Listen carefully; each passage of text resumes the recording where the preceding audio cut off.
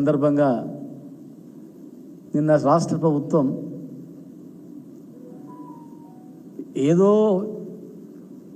హోంగార్డులను ఉద్ధరిస్తుంది అనుకున్నాం, వాళ్ళ జీవితాల్లో వెలుగు నింపుతుంది అనుకున్నాం. కానీ వాళ్ళ చెప్పకం ఎట్లుందంటే 79 రూపాయలు పెంచి వాళ్ళు ఏం చెప్తారంటే 921 రూపాయ పర్ డే మేము ఇచ్చినాము, వాళ్ళు 79 రూపాయలు యాడ్ చేసి హోంగార్డులకు 1000 రూపాయల జీతం పెంపు. ఎంత ఎంత లాజిక్! ఎందుకంటే ఏదో కంపెనీ 99.99 రూపాయలు అని చెప్పి ఇస్తారు కూడా, అట్లా 1 రూపాయ మినాయింపించడం అన్నట్లు. రివర్స్లో 79 రూపాయలు ఇచ్చిందని చెప్పకుండా 1000 రూపాయలు పెంపు అని చెప్పిండ్రు. మేము అధికారంలో ఉన్నప్పుడే ఆటో డ్రైవర్లకు, లారీ డ్రైవర్లకు, జర్నలిస్టుతో సహా హోంగార్డులో కూడా ప్రమాదవశాత్తు చనిపోతే వాళ్ళకు 5 లక్షల ఎక్స్గ్రేషన్ ఇస్తామని చెప్పినాం. దాన్ని ఇప్పుడు ప్రకటించుకుంటున్నాం 5 లక్షల రూపాయలు ఇస్తామని చెప్పేసి. ఇక పరేడ్ అలవెన్స్ 100 రూపాయల నుంచి 200 అని చెప్పి పెట్రోల్ కూడా సరిపో. ఒకటి హోంగార్డ్ మిత్రులు కానీ ఉద్యోగస్తులు కానీ, తెలంగాణ మేము రాకముందు 9000 రూపాయలు ఉండే హోంగార్డ్స్. 9000 రూపాయలు ఉన్నటువంటి హోంగార్డ్స్ ఇండ్లలో పనిచేయించేది, పొలాల కాడ పనిచేయించేది, అధికారులు బట్టలు ఉతికించేది, వెట్టి చాకరీ చేయించేది. మేమే నిలదీసి మా హోంగార్డులు డిగ్రీ పీజీ చదివినటువంటి వాళ్ళు ఉన్నారు, వాళ్ళతో ఈ పని చేయిస్తారు ఏమనుకుంటారని బెదిరించి గట్టిగా మాట్లాడి ఆఫీసర్లను ఒప్పించి 9000 రూపాయలు ఉన్నటువంటి జీతభత్యాలను 12000 చేసినాం. 12000 రూపాయలు ఉన్నటువంటిది 2017లో ముఖ్యమంత్రి గారి సమక్షంలో మీటింగ్ పెట్టించి 2000 మంది హోంగార్డులను రప్పించి 12000ను ఇమ్మీడియట్గా 18000 రూపాయలు చేసినాం. 18000 రూపాయలు చేసిన వెంటనే మళ్ళీ 2000 సంవత్సరంలో కూడా మళ్ళీ ఒక మీటింగ్ పెట్టించినాం.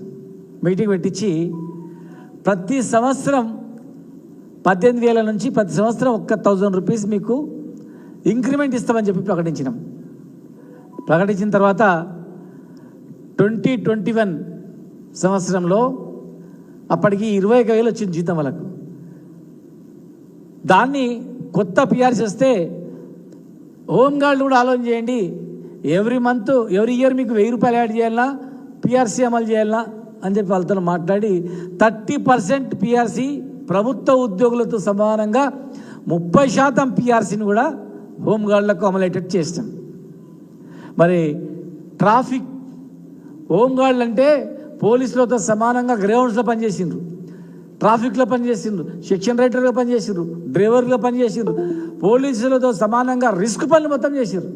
చాలామంది అడవులలో పోయి నక్సలైట్లతో చనిపోయినరు, మందుపాత్రలో చనిపోయినరు. కానీ ఎవరు పట్టించుకోలే, వాళ్ళ జీవితాలు బాగా చేయాలి, ఎవరు ఆలోచన చేయలే. ఎందుకంటే నేను హోంగార్డుల అధ్యక్షునిగా ఉంటే అప్పుడు ఈ గవర్నమెంట్ పోయిన తర్వాత నేను అధ్యక్షునిగా ఉంటే నా మీద మళ్ళీ ఈ గవర్నమెంట్ మీద కోపం మేము తీస్తారు బాబు, నేను పక్కా జరిగితే ఎవరైనా పెట్టుకోండి, లేకపోతే కామ్గా ఉండండి, మళ్ళీ అధికారంలో వచ్చిన తర్వాత మళ్ళీ మేము వస్తాం, అధికారంలో వచ్చిన తర్వాత మళ్ళీ మేమే ఉంటాం, మీకు తెలంగాణ ఉద్యమంలో ఎట్లయితే అండగా ఉన్నామో ఆ సంఘాలకు మేమే ఉంటాం, ఏం భయపడకండి, మీరు పని చేసుకోండి అని చెప్పినాం. ట్రాఫిక్ పోలీసులకు కూడా 30% రిస్క్ అలవెన్స్ ఇప్పించినాం. 10 సంవత్సరాల క్రితం 9000 జీతభత్యాలు ఉన్నటువంటి హోంగార్డుల జీతాలు అదే ట్రాఫిక్ పోలీస్ స్టేషన్లో పనిచేసే హోంగార్డులకు 35,000 జీతమైంది. 35,000 రూపాయలు. 9,000 ఎక్కడ, 35,000 ఎక్కడ అంటే ఎంత వ్యత్యాసం చెప్పండి. 9,000 ఉన్న జీతాలను 35,000 వచ్చినాయి. వాళ్ళకు గౌరవంగా పోలీసులతో సమానంగా డ్రెస్ అలవెన్స్ కూడా ఇచ్చినాం మేము. ముఖ్యంగా ఉమెన్ హోంగార్డులు అయితే వాళ్ళు రాకపోతే జీతాలు రాకుంటుండే, ప్రెగ్నెన్సీ ఉమెన్ డెలివరీకి పోతే వాళ్ళ జీతాలు రాకుండే. మేము స్పెషల్ జీవో ఇచ్చి 3 నెలల సెలవులు జీతభత్యాలతో కూడిన సెలవులు ఉమెన్ పిఎస్ మన హోంగార్డులకు ఇచ్చినాం. ఒకవేళ భార్య డెలివరీ అయితే భర్తకు కూడా 15 రోజులు సెలవు ఇచ్చినాం హోంగార్డులకు.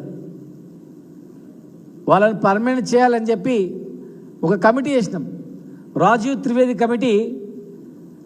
స్పెషల్ పోలీస్ అసిస్టెంట్స్ అని చెప్పి రూల్స్ ఫ్రేమ్ చేసింది. మరి అందులోనే ఒక సేమ్ ఈక్వల్ క్యాడర్ అయిన రాజీవ్ త్రివేది గారు ప్రిన్సిపల్ సెక్రటరీగా ఉండి హోంగార్డులు చాలా మంచి పని చేస్తారు, ఒక ఉద్యోగ భద్రత ఇవ్వాలా, వెల్ క్వాలిఫైడ్ ఉన్నారని చెప్పి ఈ దేశంలో ఎక్కడ లేనటువంటి విధంగా మొదలు మేమే చేయాలని చెప్పి ఒక కమిటీ స్పెషల్ పోలీస్ అసిస్టెంట్ అని పేరు పెట్టి తయారు చేసినాం.